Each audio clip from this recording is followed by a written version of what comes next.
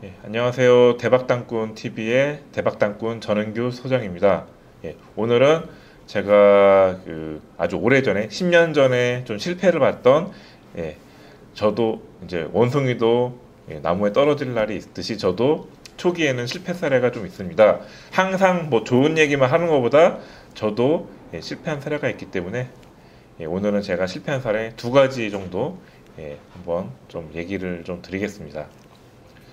근데 사실 이런 내용들이 제 책을 보시면은 아마 한두 번쯤은 계속 말씀을 드렸던 내용입니다. 그래도 복습 차원에서 좀 자주 이런 걸 본인이 좀 이제 인지를 좀 하고 계셔야 나중에 똑같은 저처럼 나중에 실패 사례를 밟지 않도록 바로 처음 투자부터 성공으로 갈 수 있도록 제가 가이드 역할을 해드리겠습니다. 그래서 첫 번째 저의 그 실패 사례는 창북리 주유소 사건이라고 제목을 그렇게 좀 정의를 하겠습니다. 사실 예전에는 제가 좀 강의할 때 좀 많이 말씀드렸던 내용인데요. 최근에는 좀 말씀을 안 드려서 모르시는 분이 많을 것 같습니다. 제가 새만금에 찍어드린 지역 중에 한 곳인 이제 창북리가 있는데요. 그때 제가 좀 실패를 좀 봤습니다. 처음에는 저는 그 땅이 처음 나왔을 때는 아주 좋은 땅, 코너 자리였거든요. 교차로 코너 자리에 한 100평 정도 땅이 나왔었습니다. 건물, 옛날에 시골 같은 데는 이제 2층, 3층짜리 건물이 아니고 단층 건물이 많았습니다. 그래서 대신에 이제 거기가 그 개발지 새만금에서 가깝기 때문에 그 박정희 시대 70년대에 거기를 지금 최근에 택지 개발하는 것처럼 아주 바둑판처럼 아주 이쁘게 쪼개놨었는데요. 지금 요 지도 보시면 제가 좋아하는 요 새만금 부안 쪽에 괴하면 쪽에 있는 땅입니다. 땅이었습니다. 그래서 괴하면 보시면 요 지도를 보시면 아주 네모나게 잘 잘라져 있죠. 이게 뭐 신도시가 아니고 이게 지금 그 농촌 도시입니다. 농촌. 현재는 이제 부안의 농촌 도시인데 앞으로 이제 새만금 개발, 최근에 국제공항 발표도 했듯이 앞으로 여기는 새만금의 배후 주거 지역으로 될 지역이기 때문에 앞으로 많이 뜰 지역입니다. 그래서 예전에 제가 10년 전에 한참 이제 새만금에 투자할 때 지금 요 지역 일대를 투자를 이렇게 사고 있었는데요. 코너 자리에 요 대로변, 4차선 대로변에 코너 자리에 땅이 나왔었습니다.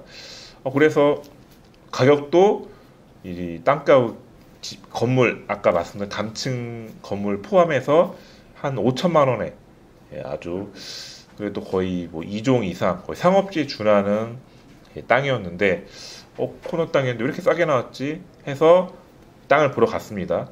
땅을 보러 갔는데 땅 모양도 아주 진짜 그 모양도 이쁘고 아주 마음에 들었습니다. 그래서 건물을 봤는데 사실 건물은 좀 허름한 옛날 그 건물이어서 사실 건물 가치는 없지만 땅이 워낙 코너 자리에 그 앞으로 좀 여긴 빌딩을 지어도 되겠구나 요 생각으로 매입을 했습니다. 그래서 한두 번 보고 좀 매입을 했는데 매입해서 그 땅을 이제 건물을 조금 지저분해 가지고 청소를 할 겸 기분 좋게 이제 잔금 다 치르고 그 땅을 청소하러 딱 기분 좋게 가서 청소를 하기 시작했습니다. 근데 청소를 하는데 이렇게 뭐 치우고 막 이것저것 치우다 보니까 갑자기 맨홀 뚜껑이 나왔습니다. 맨홀 뚜껑. 그 맨홀 뚜껑이 갑자기 나왔습니다. 갑자기 왜 이 건물 안에 맨홀 뚜껑이 있지? 무슨 도로도 아니고. 그래서 뭔가 해서 이걸 좀 뚜껑을 열어보려 하는데 이게 워낙 좀 세게 닫혀 있어가지고 이게 좀 잘 안 열렸는데 결국 우여곡절 끝에 열었습니다. 근데 그 뚜껑을 열자마자 저는 기절할 뻔했습니다. 너무 그 뚜껑 안에 그게 너무 냄새가 좀 심하게 나가지고 악취. 뭔 놈의 악취가 그건 태어나서 그런 악취는 제가 처음 맡아봤는데요. 그래서 너무 그 암모니아 냄새가 이상한 냄새가 나서 그게 뭔가 싶었더니 알고 보니까 그 썩은 기름 찌꺼기가 그 안에 있었습니다. 기름 찌꺼기. 왜 기름 찌꺼기가 여기 있지? 알고 보니까 그 안에 거기가 예전에 주유소 자리였습니다. 그래서 제가 아까 처음에 제가 창문이 주유소 사건, 뭐 주유소 습격 사건도 아니고 주유소 했던 제가 자리를 그냥 별 생각 안 하고 매입을 했는데, 문제는 이제 지금 이제 그 이후에 터진 겁니다. 이거를 청소를 해서 간단히 할 문제가 아니고 그 안에 썩은 기름 찌꺼기를, 예, 그 해결하는 그거를 없애는데 그 비용이 땅값보다 더 들어간다는 겁니다. 그래서 이거를 그래서 왜 이거를 왜 이렇게 팔았냐. 그래서 저도 이제 매도인한테 찾아가서 항의를 했습니다. 이거 왜 이렇게 했냐. 그러니까 황당한 거는 자기는 그걸 언지를 했다는 겁니다. 옛날에 이거 주유소 건물이었고 그 안에 그런 게 있다. 저는 이제 들은 기억이 없는데 상당히 저는 당황스럽고, 이걸 이제 법적으로도 해결하려고 변호사도 알아보고 많이 알아봤는데, 제가 그거를 실수한 게 그 계약서 상에 특약사항으로 잘 적어놓고 어떻게 이거를 처리해줄지 그거를 단서를 써놨었는데, 제가 단순히 구두상으로만 그렇게 얘기해서 제가 이게 어떻게 해결할 방법이 없어가지고 아주 난처한 경우가 있었는데, 그래서 좀 제가 그거를 나중에 헐값에 다시 이제 한 기억이 납니다. 그러니까 그때 제가 실패 이후로 많이 좀 생각을 하게 됐습니다. 땅을 그냥 겉모습만 보지 말고 땅 속에도 뭐가 있는지. 제가 항상 그 뒤로 삽을 들고 다녔습니다. 삽을 들고 다녀서 땅을 살 때마다 땅을 팠던 기억이, 재밌던 기억이 납니다. 예, 그래서 저는 그 뒤로 삽을 들고 다니면서 땅 속에 뭐가 있는지 이렇게 보고, 이제는 입체적으로 보기 시작했습니다. 사실 또 실패 사례 중 하나가 이제 땅 위에 또 뭐가 있는지 제대로 이제 확인을 못해서 좀 실패 사례가 있는데요. 사실 땅 위에는 이제 눈에 보이죠. 당장에 눈에 보이는데, 그거를 이제 토지 그 서류를 잘 확인 안 해서, 예, 좀 수익을 제대로 못 봤습니다. 그 이유는 땅은 뭐 제대로 나왔지만 알고 보니까 토지 연계 확인원에 거기가 그 땅이 비행 안전구역에 찍혀가지고 거기는 건물을 올리는데 애로사항이 있던 땅이 있었습니다. 근데 그거를 잘 모르고, 그리고 그 위에 철탑이 지나가고 있었는데요. 단순히 그냥 뭐 조그만 그런 거였으면은 옮길 수가 있는데, 여기는 철탑이, 송전탑을 한번 만들어지면은 이거를 빼도 박도 못하기 때문에 그런 지역에는 건물을 올리는데 제한이 있습니다. 특히 이제 비행 안전구역은 비행기가 지나다니는 구역이기 때문에, 특히 최근에 이제 말도 많았던 제2롯데월드 건물이 그거 성남 비행장에 그게 이제 지나치는 착륙 지점이라서 그 많이 이제 고생을 많이 했었죠. 근데 결국은 이제 그 성남 공항에서 이제 그 노선을, 비행로를 조금 트는 걸로 합의해가지고 그 비용을 다 이제 롯데 측에서 다 부담을 했다고 합니다.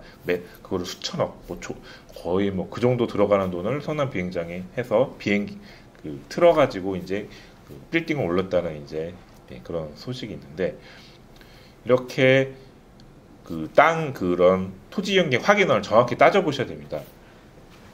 그래서 그때부터는 땅을 보실 때 단순히 땅만 보지 마시고 땅 속에도 뭐가 있는지, 땅 위에 뭐 철탑 뭐 그런 게 있는지, 아니면 그 비행 안전구역